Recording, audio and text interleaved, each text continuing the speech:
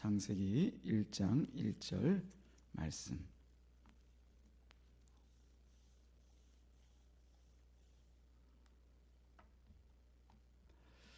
한 목소리로 같이 읽겠습니다. 창세기 1장 1절 말씀 시작. 태초에 하나님이 천지를 창조하시니라. 아멘. 하나님 아버지, 이 시간도 주님께서 은혜 가운데 불러 찬양하게 하시고 우리 입술을 통하여서 하나님을 높여드리는 고백을 올려드리게 하신 것을 감사합니다. 이 시간도 우리가 겸손하게 무릎 꿇고 주의 말씀을 듣기를 원하올 때 듣는 자와 전하는 자가 다 한 성령 안에 있어 주의 뜻을 밝히 전하고 또 깨닫는 복된 시간 되게 하옵소서. 감사하신 예수님의 이름으로 기도드리옵나이다. 아멘. 우리 지난주까지 우리가 마태복음의 말씀을 같이 묵상하고 또 창세기 말씀으로 다시 돌아와서 같이 말씀을 또 은혜를 나누기를 바랍니다. 이 창세기 말씀에 대해서 중요함은 제가 더 말을 하지 않아도 아마 다들 잘 알고 계실 것입니다. 성경의 시작이자 어떻게 보면 전체 성경을 볼 수 있는 어떤 키의 역할을 한다고 볼 수가 있는 것이죠.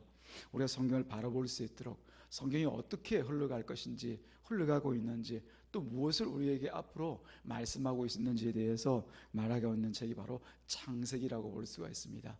물론 성경 66권 어느 한 권인들 부족하다 말할 수 있는 그런 성경이 없죠. 다 완전하고 완벽하고 또 하나님께서 누구신지 하나님께서 우리 가운데 가르치고자 하시는 그 내용들을 다 말하고 있지만은 창세기는 어떤 면으로 보아도 사실은 우리가 반드시 잘 알고 깨달아야 될 그런 말씀이라는 사실은 우리가 아무리 강조해도 지나침이 없는 것 같습니다. 일단 제가 드리고 싶은 말씀을 다 내려놓고 우선 본문으로 들어가서 보게 되어지면은 이 성경은 태초에 하나님이 천지를 창조하셨다라고 하는 이 간단한 한 말씀으로 시작되고 있습니다. 태초 하나님 천지 창조하다 라고 하는 이 짧은 구절을 통하여서 성경의 전체의 어떤 맥을 시작하는 그런 말씀인 것이죠. 여기 나와 있는 것과 같이 태초에 하나님의 천지를 창조하셨다는 이 말은 우리가 여러 가지 의미로 생각하고 반추하고 또 스스로 정의를 내릴 수 있지만 성경 전체의 내용 안에서 보게 되어지면 1장 1절 이 말씀은 바로 이 말씀이라고 하는 것을 우리가 깨달아 알아야 될 줄 압니다. 한마디로 얘기하자면 모든 존재의 그 근거가 하나님께 있다라고 하는 것이요. 누구에게요? 창조주이신 하나님께 이 모든 존재의 근거가 있다라고 하는 이 말을 간단하게 줄여서 태초에 하나님이 천지를 창조하시니라 이렇게 말씀해 놓으신 것이죠. 다시 말씀드리자면은 스스로 존재하는 것은 아무것도 없다라고 하는 거죠. 누구 외에? 하나님 외에는요. 하나님 외에는 스스로 존재하는 존재가 아무것도 없다. 이게 바로 성경에서 우리 가운데 말하고 있는 우리의 신앙 고백이요 하나님 선언이라고 볼 수가 있습니다. 하나님 외에는 어떤 것도 스스로 존재하는 그 무엇이 없다. 오직 하나님만 스스로 존재할 뿐이다 라고 이 선언을 창세기 1장 1절에 그대로 탁 올려놓고 있는 것이죠. 하나님께서 창조하신 천지의 어떤 존재나 또 천지에 일어나는 모든 어떤 일에도 하나님께서 하시는 일, 또 하나님께서 행하시는 그 일을 벗어날 수도 혹은 다른 일이 일어날 수도 없다는 사실을 처음부터 못을 박아두고 있는 것이죠. 피조물인 우리들이나 혹은 세상의 다른 어떤 자연현상이라고 얘기하는 자연이라는 말 자체가 사실은 창조주 하나님 앞에서는 어울리는 말이 아니지만은 우리가 그냥 흔히 쓰니까 자연이라고 얘기하지 않습니까? 그대로 되어지는 것, 스스로 되어지는 것 이렇게 얘기하고 있는데 스스로가 아니죠. 하나님의 뜻 가운데 되어지는 그 모든 것들로 인하여서 스스로 되어지는 것은 없다라고 하는 사실을 미리 창세기 1장 1절에서 말씀하고 있는 거예요. 그래서 1장 1절을 우리가 받아들일 때 하나님께서 천지 만물을 창조하셨구나 이런 사실을 받아들이는 것이 중요한 것이 아니라 하나님 외에는 스스로 행할 자가 없구나. 그 말을 뒤집어 얘기하면 피조물들 가운데에서는 스스로 행할 어떤 존재도 없다라고 하는 사실을 이 본문 말씀을 통하여서 알아야 되는 것이죠. 이것은 결국 우리가 성경의 핵심이라고 얘기할 수 있는 예수를 그리스도를 믿는 이 믿음에 있어도 굉장히라고 얘기하는 것이 좀 어울리지 않는데 가장 중요한 역할을 하고 있습니다. 예수님께서 이 성경에 대해서 뭐라고 말씀하십니까? 스스로 말씀하시기를 요한복음 5장 39절 말씀 보면은 너희가 성경에서 영생을 얻는 줄 생각하고 성경을 연구하거니와 이 성경이 곧 내게 내게 대하여 정언한 것이라. 누구에게 대하여? 예수님 자신에 대해서 이 모든 성경이 증거하고 있다, 그렇게 말씀하고 있거든요. 창세기 1장 1절부터 시작하여서 구약에 기록되어 있는 모든 선지자와 이스라엘 백성의 역사를 통하여서 바로 이 구주로 오신 예수님을 증거하고 있다. 앞으로 기록되어질 신약의 말씀들조차도 사실은 이 예수님을 증거하는 그 말씀이라는 사실을 밝혀두고 있어요. 그렇다면 이 태초에 하나님이 천지를 창조하신 것도 결국은 예수님에 대해서 증거하고 있다라고 하는 것이 됩니다. 그런 의미에서 그럼 우리가 한번 생각을 해보자고요. 창세기 1장 1절과 하나님이 태초에 천지를 창조하시니라, 태초에 하나님의 천지를 창조하시니라, 이 말씀과 예수와 어떻게 연결이 되는가라고 하는 거죠. 이것을 우리가 먼저 생각해 보아야 되지 않겠습니까? 성경의 가장 첫머리에 있는 이 이야기가 결국 이 모든 성경은 나에 대하여 증거하는 것이다, 증언하는 것이다, 예수께서 말씀하셨는데, 그럼 창세기 1장 1절은 예수님이 무엇에 대해서 증언하고 있는가라고 하는 것을 우리가 알고 시작해야 되지 않겠습니까? 그런 것입니다. 1절에서 숨겨진 그 하나님의 뜻은 아까 말씀드린 것처럼 하나님께서 인간을 비롯한 모든 피조물들을 창조하시고 주관하시고 또 모든 피조물들 가운데는 스스로 어떤 일을 할 수 있는 존재로 창조하지를 않으셨다는 사실을 밝혀놓고 있습니다. 우리 인간의 창조도 마찬가지죠. 하나님께서 우리 인간을 창조하시고 난 뒤에 하신 말씀이 무엇입니까? 27절 28절에 나와 있죠. 우리가 읽지는 않았지만 이렇게 기록되어져 있습니다. 하나님이 자기 형상, 곧 하나님의 형상을, 사람을 형상대로 사람을 창조하시되 남자와 여자를 창조하시고 하나님이 그들에게 복을 주시며 하나님이 그들에게 이르시되 생육하고 번성하여 땅에 충만하라, 땅을 정복하라, 바다의 물고기와 하늘의 새와 땅에 움직이는 모든 생물을 다스리라, 그렇게 말씀하십니다. 그런데 이 모든 생물을 정복하고 다스리고 땅을 정복하기 위해서 또 번성하기 위해서 하나님께서 뭔가 이 사람의 손에 쥐어주지를 않았어요. 쥐어주지를 않았어요. 뭐 그냥 무기를 그냥 준다든지 혹은 세상을 정복할 수 있는 대단한 어떤 방법과 수단을 이 사람의 손에 붙들리게 하시고 또 가르쳐 준 것이 아니라 오직 자기의 형상대로만 만드신 그대로 이렇게 하라고 말씀하셨단 말이에요. 그렇죠, 그죠? 우리가 생각하는 정복은 무엇입니까? 우리가 생각하는 다스림은 무엇입니까? 뭔가를 가지고 나가서 내가 뭔 행동을 하고 그 사람을 설득하고 그 사람에 가서 내가 따를 수 있도록, 나에게 정복당할 수 있도록 뭔가를 할 그런 일들을 우리가 상상하고 생각하지만 하나님은 아무것도 안 주시고 그냥 있는 그대로, 뭐라고요? 하나님께 주신 그 형상 그대로 사람을 창조하셔서 그들을 보내시면서 하신 말씀이거든요. 그건 뭘 얘기하시냐면은 하나님의 형상을 따라 지음받았으니 너희가 나의 형상을 세상에 나타낸 죄로 사는 것, 그게 곧 땅을 정복하고 모든 것을 다스리는 그런 일이다라고 하는 거죠. 사람이 할 수 있는 일을, 해야 되는 일을 지정하신 것이 아닙니다. 정복하기 위해서 땅도 파고 땅굴도 파고 들어가서 뭔가 두드려 부수고 그렇게 하라는 얘기가 아니라 네 있는 그대로만 존재하면은, 너에게 주어진 그 형상대로만 그 땅에 존재하면은 네가 그대로 세상을 다스리고 또 땅을 정복하고 하는 그 모든 일을 통해서 너에게 보여주신 그 형상 그대로 하나님이 존재하는 것을 너희가 드러내게 될 것이다. 이게 바로 땅을 정복하고 또 번성하고 또 나아가서 다스리는 일이라는 것이죠. 다른 무엇이 아닙니다. 한마디로 얘기하자면 지음받은 그대로, 창조된 그대로 존재하는 것, 그게 곧 우리 사람이 해야 될 마땅한 본분이라고 하는 것이죠. 그래서 성경 전체 줄거리를 보면은 인간이 어떻게 이런 하나님의 창조하신 취지에서 벗어났는가를 잘 보여주고 있습니다. 하나님께서 우리를 창조하신 그 취지가 뭐라고요? 하나님께서 주신 그 형상 그대로 세상에 그냥 존재하기만 하면 됩니다. 뭔가를 일을 꾸미고 하고 뭔가 열심을 가지고 이런 것들이 아니라 주신 그 형상 그대로 존재하기만 하면 세상에 나가서 어떤 짐승을 만나든 어떤 식물을 만나든 어떤 환경을 만나든 그 자리에서 하나님을 드러내는 것이 되거든요. 그런데 불구하고 하나님께 창조하신 그 취지에서 벗어납니다. 어떻게 해요? 여러분이 잘 아시는 것과 같이 하나님께서 주신 그 에덴 동산에서 그대로 있지 못하고 뭔가 자기 일을 하잖아요.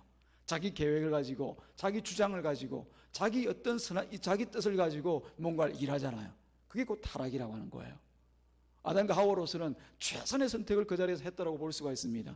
자기가 취할 수 있는, 할 수 있는 가장 좋은 선택을 그 자리에서 했다고 볼 수가 있는 거죠. 하나님처럼 된다는데 저거 선악과 먹고 나면은 내가 하나님처럼 선악을 분별할 수 있다는데 그건 내가 하는 것이 가장 아름답고 귀한 일 아니겠는가? 내 장래나 내 모든 것을 생각할 때 그것 해야지. 그게 바로 하나님께 창조하신 그 주의에서 벗어난 것이죠.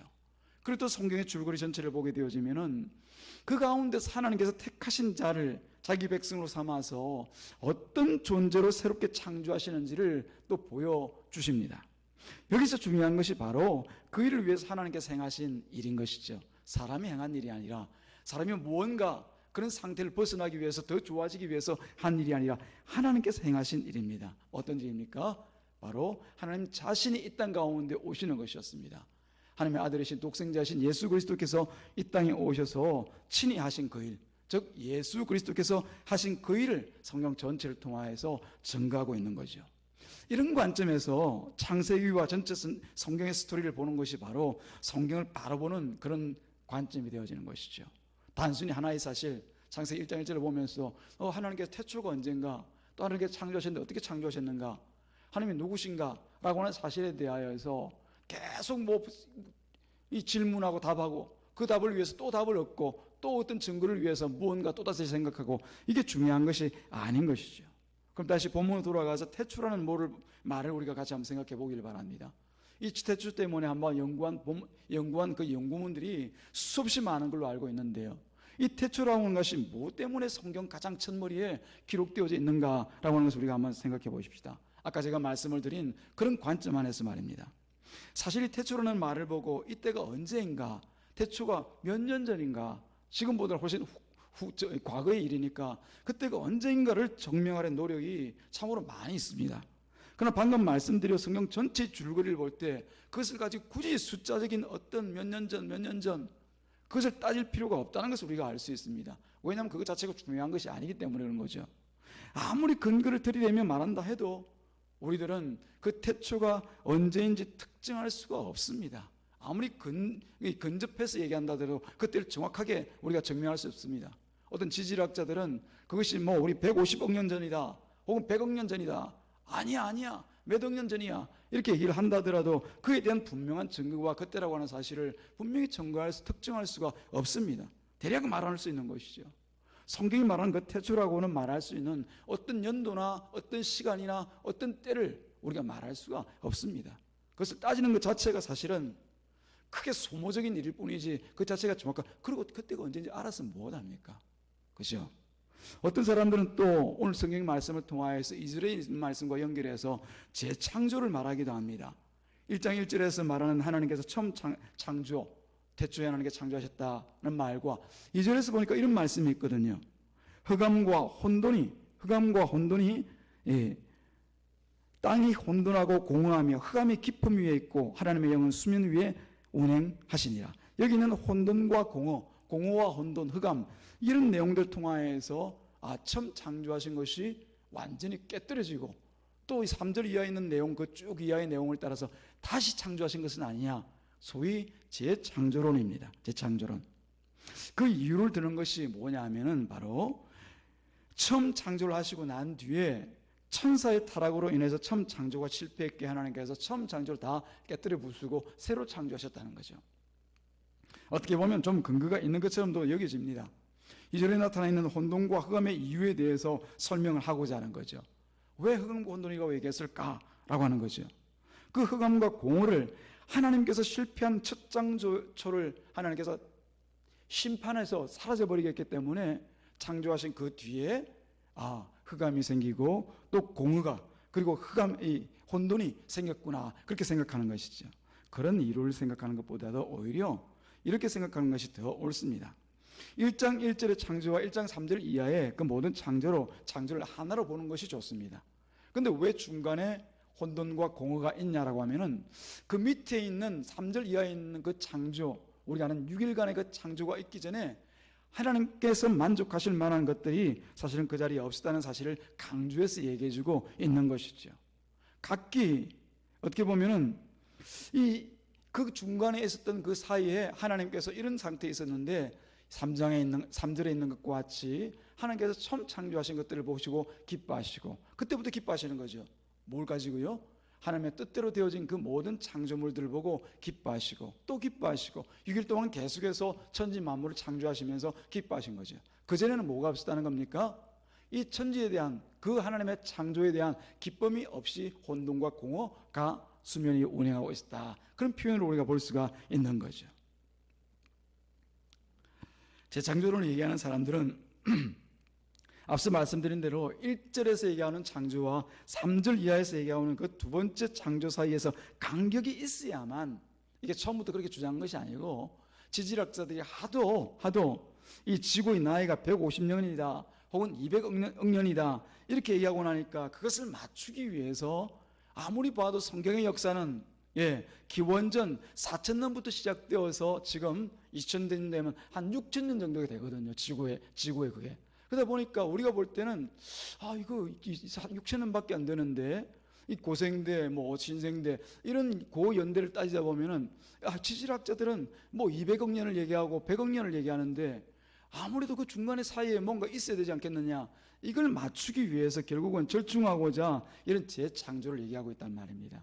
사실 이런 논란 자체가 우리가 성경을 이해하고 앞으로 있을 일과 과거에 있었던 하나님의 역사에 대해서 이해하는 데는 전혀 무관한 일들입니다. 2절에 있는 혼돈과 공허, 그것은 뭘 의미하는가라고 하면은 이것은 하나님의 심판 때문이 아니라 바로 뒤에 나오는 창조의 내용과 연결해서 보는 것이 더 좋습니다. 하나님께서 만드신 이 땅이 하나님께서 원하시는 것으로 채워지지 않는 상태, 그것을 두고 단적으로 성경에서는 혼돈과 공허다라고 얘기를 하고 있는 거죠. 그런 혼돈과 공허의 땅을 하나님께서 자신의 뜻대로 아까 말씀드린 대로 하나하나 채워나가시더라는 겁니다. 그래서 그 뜻이 이루어질 때마다 하나님께서 뭐라고 얘기하십니까? 보시기에 좋았더라 라는 말씀을 반복하고 있는 거죠. 만약 처음부터 하나님께서 창조하신 일들에 대해서 똑같은 내용으로 창조하시고 또 다 깨뜨려 부수시고 또 새롭게 창조하실 때라면 1절 이하에서도 보시기에 좋았더라, 태초에 하나님께서 천지를 창조하시니라, 보시기에 좋았더라, 이 말도 같이 붙여놓아야 되는데도 불구하고 그렇지 않고 연결해서 쭉 2절과 함께 3절 이하에 보시기에 좋았더라, 보시기에 좋았더라 이렇게 말씀하시는 걸 보면은 2절에서 보는 내용들은 아직까지 하나님의 천지 창조 안에서 하나님의 선하신 그 창조물이 들어와 있지 않을 그때를 기록하고 있는 것이고, 그 위에 3절 이하에 하나님의 뜻대로 이루어가는 그 모든 창조물들을 볼 때마다 하나님께서 좋았더라 그렇게 말씀을 하고 있는 것으로 보는 것이 좋습니다. 혼돈과 이 공허의 땅이 하나님께서 기뻐하시는 것으로 채워집니다. 그래서 하나님은 모든 창조를 마치고 난 뒤에 제7일째에 뭘 선포하십니까? 안식을 선포하시죠. 이 말씀은 하나님께서 천지를 창조하신 상태가 완벽하다는 것입니다.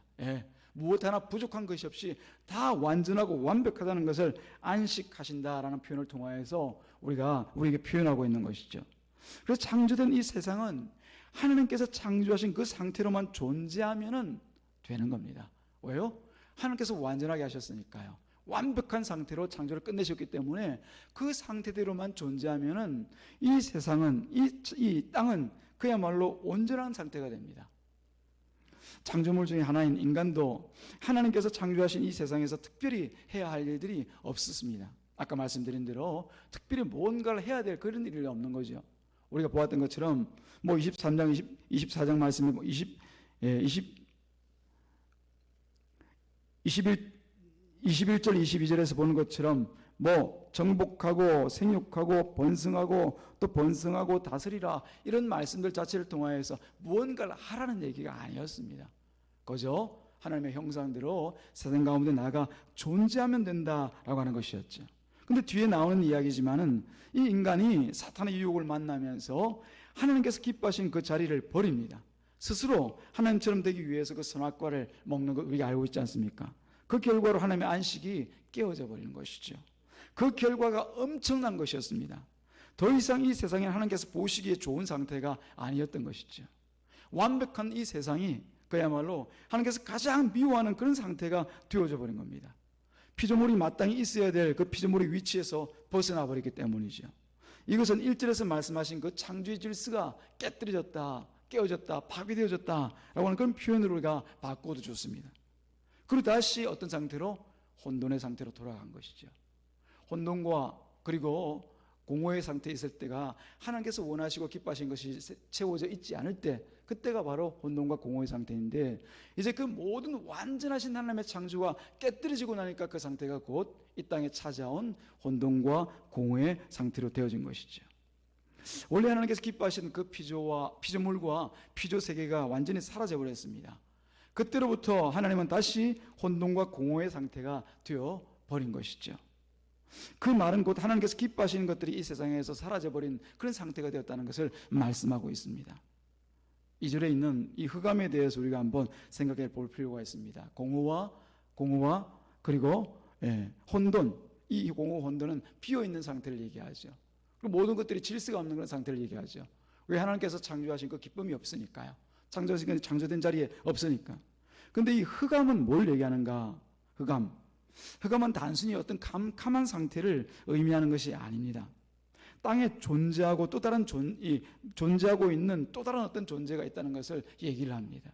흑암. 계시록 12장 말씀에 보면은 하늘에서의 그 전쟁에 대해서 언급하고 있는데, 그 전쟁에서 등장하는 것이 바로 천사 그룹장인 사탄입니다. 다른 말로 루시프라고 하죠. 이 사탄이 하나님을 가장 가까이서 섬기는 귀한 직분으로 있다가 스스로 하나님처럼 되고자 교만하여서 반역을 일으키는 거죠. 이때 하늘의 전쟁에서 패한 이 사탄이 그의 사자와 함께 하나님께서 명하신 흑암 가운데 거하라, 흑암 가운데 들어가라 라고 할 때 그 머무는 곳이 흑암입니다. 그러고 보면은 하나님께서 세상을 창조하실 때 이미 이 흑암 가운데는, 이 땅 가운데는 사탄이 존재하고 있었다는 사실을 우리가 알 수가 있는 거죠. 그래서 2절에서 그 땅을 흑암이 깊음 위에 있다라고 표현한 것을 우리가 볼 수가 있습니다. 공허와 혼돈과 흑암이 깊음 위에 있더라라고 하는 그 표현을 통해서 하나님께서 창조하신 이 땅을 창조하시는, 천지를 창조하신 그 전에 이미 창조되어진 하나님의 나라에서, 천상에서 창조되어진 그런 존재가 있었구나. 근데 그들 가운데 여기서는 알 수 없지만은, 그런 성경 전체 말씀을 통하여서 그 존재가 바로 흑암의 존재, 어둠의 존재, 곧 루시퍼 사탄이라고 하는 그런 존재라는 것을 알 수가 있는 거죠. 그래서 우리가 잘 알다시피 3장에 가게 되어지면 뱀을 비로소 나타난 그 사탄의 존재를 우리가 분명히 확인할 수가 있지 않습니까? 그 사탄이 어떤 뒤에 나타난 그런 존재가 아니라 이미 천지가 창조되기 전에 있었던, 천상에서 하나님께서 창조하신 그런 천사 가운데 한 사람이라는 것을 우리가 알 수가 있는 것이죠. 이때 전쟁에서 패한 사탄이 그 사자들과 함께 땅으로 쫓겨난 것을 계시록 12장에서 기록하고 있습니다. 이 사실을 통해서 우리가 이 세상을 창조하실 때 이미 땅에는 사탄이 있었다는 사실을 알 수가 있습니다. 자, 그런데 여기서 우리가 이런 질문을 한번 해볼 수가 있겠죠. 천지를 창조하신 하나님께서 과연 무엇을 위해서, 또 누구를 위해서 이 천지를 창조하셨는가라고 하는 겁니다. 왜 그런 질문을 하게 되냐면은, 만약 우리 인간들을, 피조물들을 위해서 하나님께서 천지를 창조하셨다라고 하면은 가장 먼저 하셔야 될 일이 뭐겠습니까? 우리 인간에게, 우리 사람에게 가장 위협이 될 만한 그 존재, 바로 사탄이라는 존재를 이곳에서 다 제거하고 없애버리고 그렇게 이 창조를 시작하셨어야 되지 않습니까? 하나님이 그렇게 하실 수도 있지 않습니까? 근데 사탄이 유혹할 것도 알고 하나님 대적하는 존재라고 하는 것을 알면서도 그냥 두시면서 그것을 창조하신 그 뜻이 무엇인가라고 하는 겁니다. 그것을 보게 되어지면은 하나님께서 이 천지를 창조하신 것이 오직 피조물인 우리 인간을 위해서가 아니구나. 인간을 창조하셔서 인간에게 좋은 환경을 주시고 그 환경 가운데서 기쁘고 즐거운 삶을 살도록 인간을 위한 그런 창조가 아니었다는 생각을 우리가 할 수가 있습니다. 만약에 하나님께서 진정 우리가 생각하는 대로, 우리 흔히 말하는 대로 사람을 사랑하셔서 그 사람이 이 땅에서 아름답고 귀하게 살기를 원하셔서 천지를 창조하셨다라고 하면은 처음부터 이 흑암 가운데 있는 사탄의 존재부터 제거하셨어야 맞습니다. 그럼 그 유혹에 빠지지도 않고 죄인도 되지 않고 또 나아가서 그 영벌 가운데, 지옥 가운데 떨어져야 되는 그런 일도 없지 않습니까?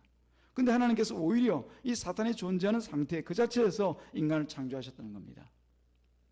이 사실은 우리가 성경을 알고 하나님을 알고 또 나를 바로 아는 데 있어서 너무나 중요한 내용입니다. 어떤 내용입니까?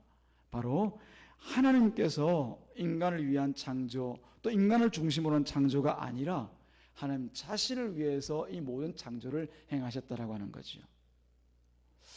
우리 기독교 신앙이 자칫 종교로 변질되어지면 가장 먼저 나타나는 현상이 뭐냐면은 모든 것을 사람 중심으로 생각합니다.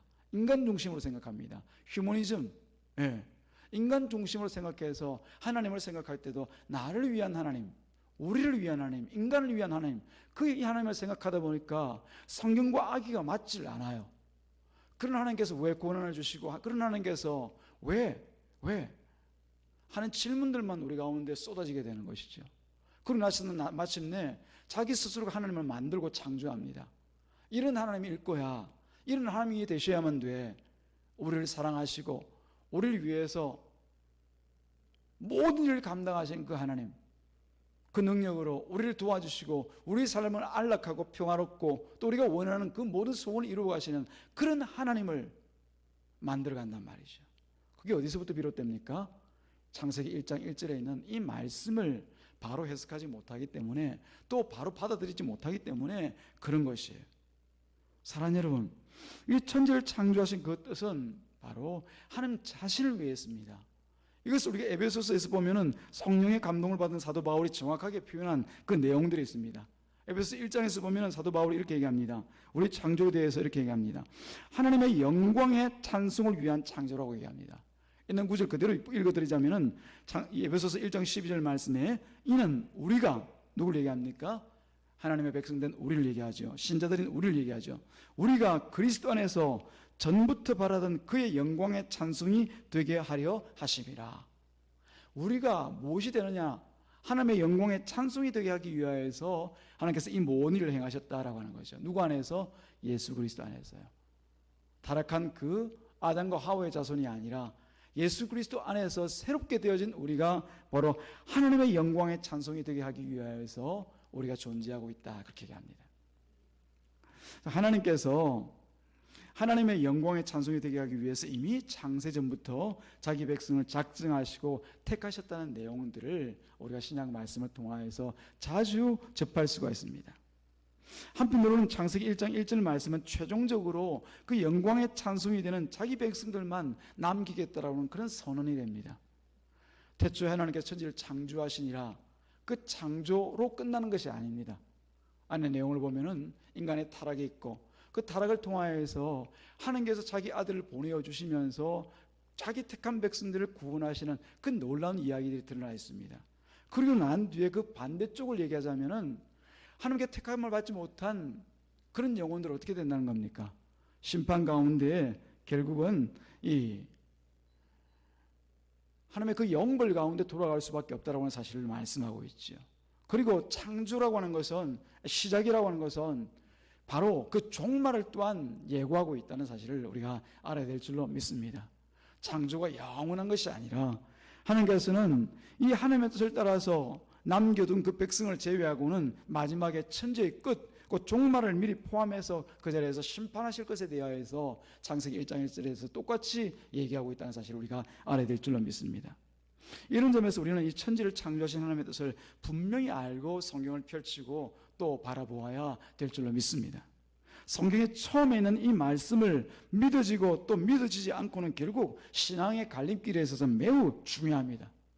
그러나 더 중요한 것은 하나님이 천지를 창조하신 그 이유가 바로 예수 그리스도를 증거하고 또 그로 인해서 하나님께서 영광의 찬양을 받으시기 위함이라는 사실을 우리가 알고 시작해야 되는 것이죠.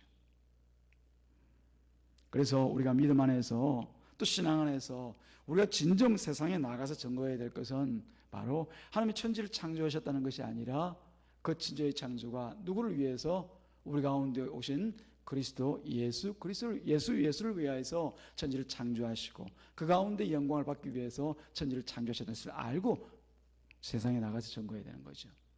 증거의 본질은 바로 예수 그리스도라는 사실을 창세기 1장 1절에서도 벌써 말씀하고 계신 것입니다. 예수 그리스도를 믿는 믿음은 사람의 의를 내려놓는 것입니다. 처음 말씀드린 바와 같이 우리 인간들이 할 수 있는 일이 없다는 사실을 먼저 인정하고 시작하는 것이죠. 누가 다 하십니까? 창조주신 하나님께서 다 하시는 것입니다. 오직 예수님을 나의 의요 그리고 구원자요 그리스도를 믿는 이 믿음으로 하나님의 기쁨이 되는 것을 소망하면서 살아가는 것이 바로 우리의 신앙의 근간이 되어지는 것입니다.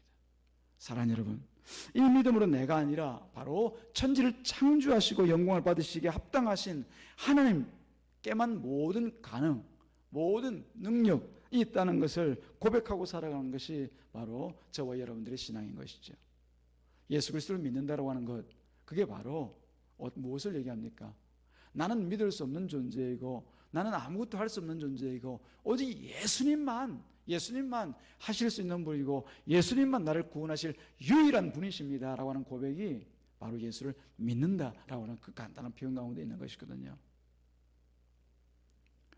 창세기 처음인 1장 1절에서 우리가 하나님이 창조주임을 알게 된 것 동시에 우리가 반드시 알아야 될 것은 우리가 누구에 의해서 이 세상에 존재하고 있는가, 또 누구를 향하여서 우리 날마다의 삶과 그 믿음의 고백들이 들어져야 되는가에 대해서 분명하게 얘기를 하고 있습니다. 우리 행함과 또 우리 무언가가 아니라 우리가 생각하고 우리가 무언가를 소원하는 일들이 아니라 하나님의 뜻과 하나님의 말씀 가운데 기록되어진 이 하나님의 놀라운 역사들을 날마다 바라보고 살아가는 것, 그것이 바로 우리의 본분이라고 하는 것을 깨달아 알게 만들어주고 있습니다. 사랑하는 여러분, 오늘 창세기 1장 1절 말씀을 통하여서 창세기를 여는 첫 번째 시간을 우리가 같이 가졌는데요, 이 말씀을 통해서 우리가 분명히 기억할 것은 창조하신 하나님께서 모든 것을 하신다는 이 분명한 개념과 또 한편으로는 창세기 1장을 통하여서 우리 가운데 나타나실 예수 그리스도가 미리 작정되어져 있고 이 예수를 통하여서 하나님의 선함과 그 온전하신 창조가 우리 가운데 다시 회복될 것을 바라보는 그런 눈과 그런 시각으로 그런 관점으로 성경을 바라보아야 된다는 것을 우리가 다시 한번 깨닫게 되었습니다. 이제 2절부터 시작해서 계속적으로 창세기 말씀을 진행해 나갈 때마다 그 중심을 놓치지 않고 끝까지 창세기 말씀 함께 나누며 살아가는 또 진행해가는 저와 여러분 되기를, 우리 교회가 되기를 주님의 이름으로 축복합니다. 기도하겠습니다. 하나님 아버지, 결국 창세기 1장 1절 말씀을 통하여서 하나님의 은혜요 또 하나님의 은혜 가운데 있는 모든 것들이 우리가 바라보고 또한 따라야 될 그 모든 것임을 다시 한번 생각합니다. 우리를 구원하신 예수 그리스도가 진정 처음부터 예비되어져 있고 우리 이름을 작정하신 예수 그리스도께서 우리를 구원하시기 위해서 처음부터 작정하셨음을 다시 한번 기억하는 가운데 우리가 무엇을 위해서 살고 무엇을 바라보면서 살아야 될지를 깊이 생각하고 묵상하는 우리가 될 수 있도록 축복하여 주옵소서. 감사하신 우리 구주 예수님의 이름으로 기도드리옵나이다. 아멘.